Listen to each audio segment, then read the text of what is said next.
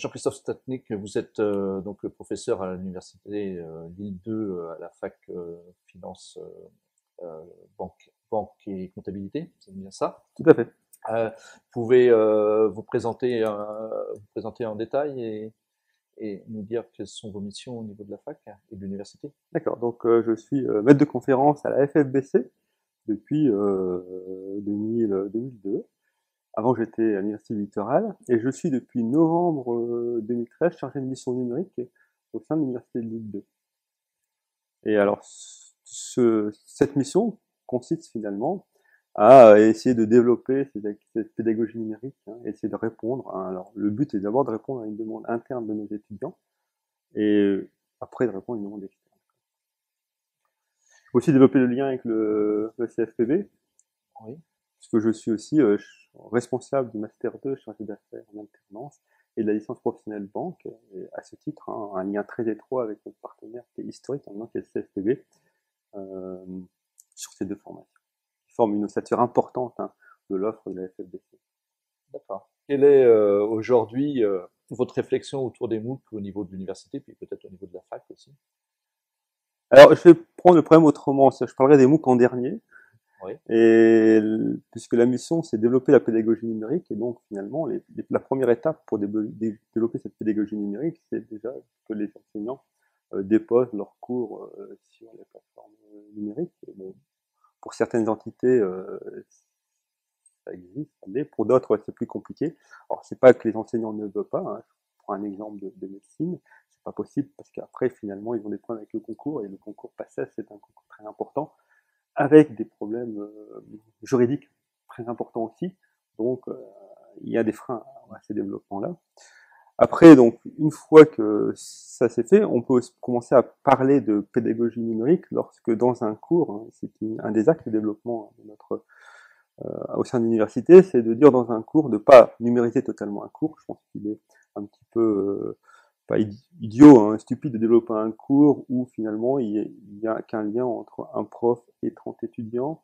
Autant faire le cours en face à face. Un des objectifs, hein, de l'université, c'est que les étudiants restent finalement dans l'université et c'est surtout pas de leur permettre de suivre des cours chez eux. Donc les cours en face à face qui doivent rester en face à face. Par contre, ce qui est intéressant, c'est que dans un cours, comme dans tout cours, il y a des points qui sont finalement plus compliqués que d'autres et qui posent problème. On se rend compte quand on corrige les examens, il y a souvent, ce sont les mêmes problèmes qui reviennent aux mêmes endroits. Et là, il y a tout un intérêt pour la pédagogie numérique, c'est de dire, voilà, sur cet endroit-là, je l'ai fait en cours, je l'ai déjà expliqué, mais peut-être que parce que finalement mon cours dure 3 heures et que ce point-là arrive à 2h30, les étudiants sont plus très attentifs et à chaque fois ils passent à côté. Donc là, je vais m'arrêter, je vais prendre le temps de faire une vidéo sur ce point précis et cette vidéo de 5-10 minutes qui réexplique exactement ce que j'ai expliqué en cours sera mise sur les plateformes, en l'occurrence la note c'est Google, quoi. Et l'étudiant pourra, comme il l'entend, regarder de nouveau ce point-là.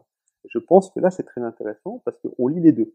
On laisse les étudiants en face, enfin, ils sont en face à face, ils viennent à l'université et ça leur permet finalement d'utiliser cette pédagogie numérique chez eux. Donc on répond à une demande des étudiants et une demande de l'université. Ça, c'est le deuxième point. Après, il y a un autre niveau, c'est dans l'université, dans toutes les composantes, il existe des conventions à l'extérieur. Je prends l'exemple de la FFBC, on a des conventions avec le Vietnam, avec le Maroc, avec l'Algérie. Ce sont sur le master ou sur la licence. Et on retrouve ces mêmes cours qui sont finalement délocalisés au Vietnam, au Maroc, en Algérie. Et les enseignants qui font ces cours se déplacent. Et à chaque fois qu'on se déplace, c'est du temps perdu. Hein. C'est du temps perdu pour l'enseignant, c'est du temps perdu pour l'université, c'est de l'argent perdu pour la composante ou étrangère qui nous invite. Donc là, il y a tout intérêt là, à développer un cours en ligne. Et une fois qu'on l'a développé pour la composante, évidemment, le même cours qui est fait chez nous, il sera aussi en ligne. Et donc, on va, de ce côté-là, gagner du temps d'enseignement. Et après, le dernier niveau, c'est niveau ultime, c'est le MOOC. Hein. Là, jusqu'à maintenant, tout ce que j'ai donné, c'est des réponses en interne. Après, il y a la réponse à l'externe. Évidemment, on peut très bien prendre un cours particulier puis essayer de le développer pour des étudiants qui sont à l'extérieur. Mais là, le problème est encore plus important parce que le MOOC, c'est un temps très très important de création, de conception. Et donc, il faut se trouver là, des volontaires, il faut des institutions très fortes qui n'existent pas encore. Donc au niveau des cours, en ligne, qu'ils soient intégrés dans un MOOC ou dans une plateforme de e-learning, on va dire, une formation à distance, il doit avoir une pédagogie propre à sa diffusion numérique. Ou est-ce qu'il suffit de filmer le prof dans sa salle? Non, non, non. Et j'en ai pas parlé parce que, à mon avis, on est loin de la pédagogie quand on filme quelqu'un dans sa salle. Ça a été une réponse là, pendant un moment. Ouais. Et encore une fois, de temps en temps, on le fait. Alors, ça répond aussi à une demande de l'université. Hein. On a des diplômes qui sont délocalisés dans d'autres villes et finalement, on est obligé de filmer le même cours. Qui est un exemple, c'est tout ce qui se passe en vidéoconférence. Quasiment ça. Sauf qu'on se rend compte, quand c'est en vidéoconférence, que là où l'enseignant fait cours, ça se passe bien. Mais là où l'enseignant n'est pas là, mais physiquement, mais en fait, il y a sa représentation sur un écran, les étudiants sont beaucoup moins présents, beaucoup moins actifs. Donc, filmer un cours, pour moi, c'est une mauvaise réponse. C'est pas de la pédagogie numérique, on peut pas faire autrement, donc on le fait. Et quand on peut faire autrement, il faut le faire. Puisque finalement, l'attention d'un étudiant, déjà en cours, elle est limitée à 20, 25 minutes, 30 minutes. Alors, sur une vidéo, c'est limité, à mon avis, à 5-10 minutes, pas plus. Donc, des cours en ligne, à mon avis, doivent être structurés en des vidéos de 5-10 minutes, pas plus. D'ailleurs, c'est ce qu'on trouve. Hein. On va sur les plateformes Fun, Coursera, les vidéos sont en 5 minutes. Donc, l'idée étant de découper le cours en petits objets pédagogiques de 5 minutes. Et est-ce qu'il y a d'autres caractéristiques d'un cours en ligne? Oui, alors, mais par contre, c'est le réel travail est là. Hein. C'est comment faire pour déstructurer un cours et de le reconcevoir en des vidéos de 5 minutes. Là, il y a un réel travail pédagogique. Et il y a un réel attrait pour ça. C'est passionnant pour un enseignant hein, de retransformer un cours qu'il a l'habitude de faire différemment. En plus, il connaît les problèmes, donc finalement, on va axer chaque vidéo sur chaque problème. Donc c'est intéressant.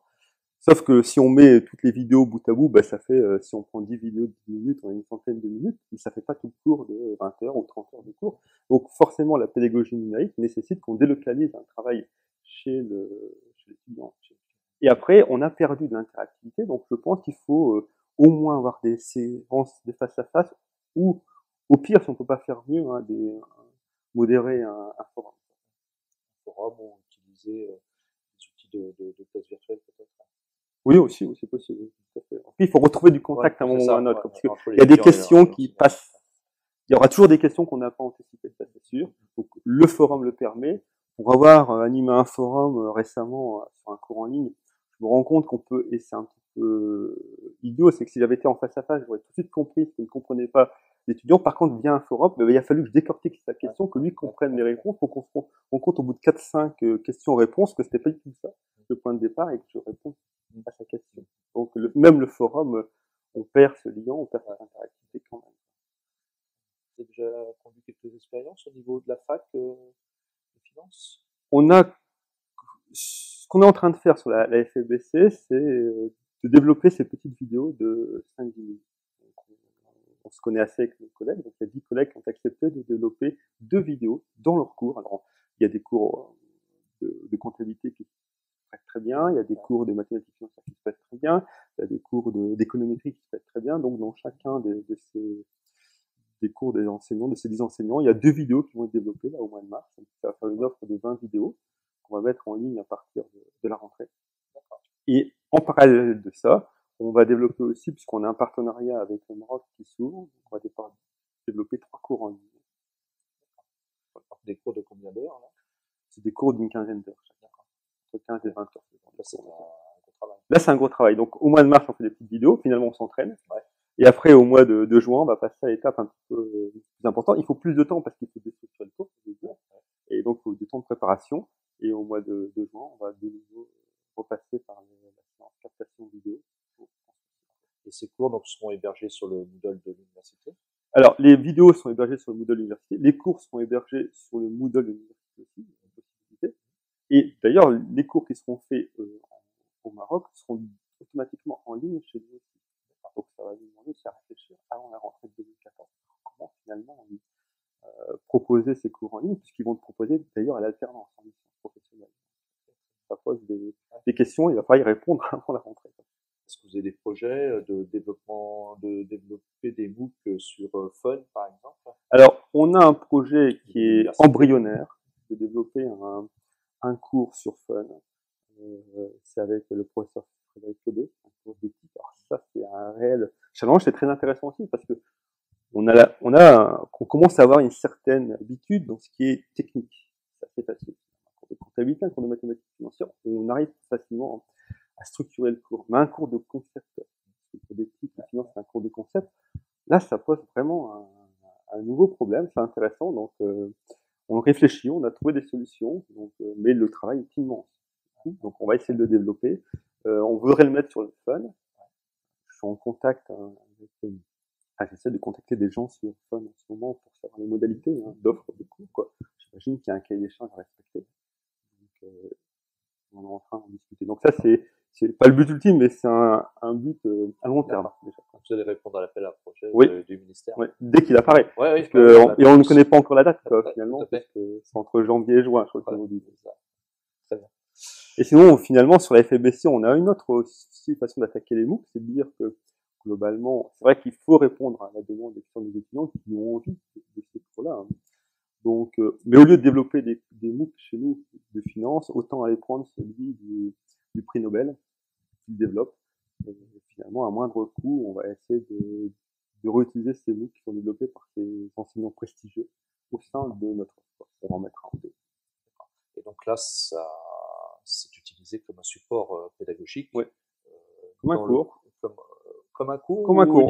C'est ce qu'on a envie de faire. On a déjà cette habitude-là. Ou des ressources pédagogiques qui. Non, on a déjà cette habitude-là avec les cours de, finalement, on s'est déjà entraîné un peu avec les cours du CIF. Il y a un examen international, quoi, et on fait du coaching. On prépare les examens. Et finalement, tout le cours est déjà structuré. On n'a pas le droit de changer, finalement, les items du cours. Tout simplement, c'est qu'on prépare les étudiants, on explique les QCM, on explique le cours.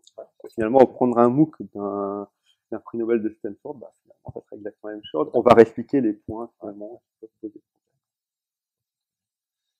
Écoutez, merci pour cet entretien. Merci bien.